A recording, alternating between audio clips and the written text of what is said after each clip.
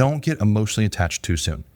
Right now at this stage, it's just a house. I know that you might be walking through a home and you're trying to plan, this is where I'd put the couch and this is where we could paint the nursery over here. But at this point, it's just a house. It is not a home.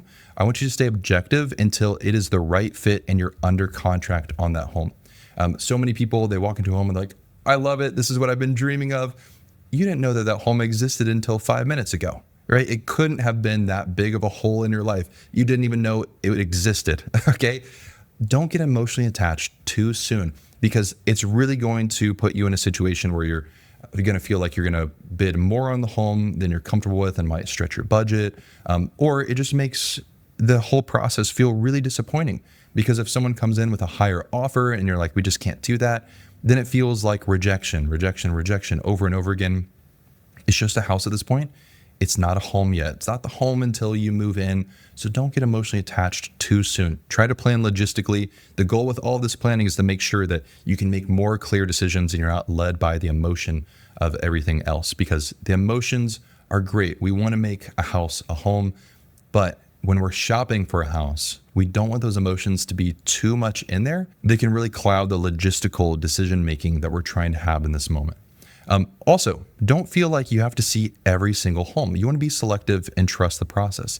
Again, when you're looking at those MLS filters with your agent to see, okay, well, I want a home with 3 beds, 2 baths, this price range, this much square footage, you don't have to see every single home that gets listed, especially as you start refining more and more of your needs and your wants.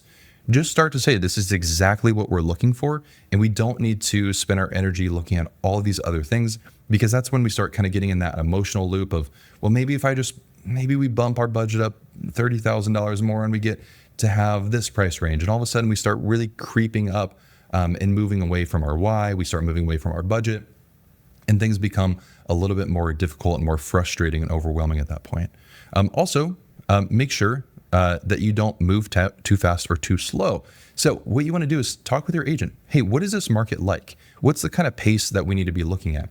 Because sometimes people will jump into a hot market and they're like, hey, we're not ready to move that fast. And then they're like, wait, why can't I have a house here? Or the opposite. Maybe that market has a little bit of a slower pace and you're feeling like I have to go quickly here. When in reality, you might have been able to maybe offer a lower price on the home or get some seller credits out of it, or you maybe have a better negotiation position there.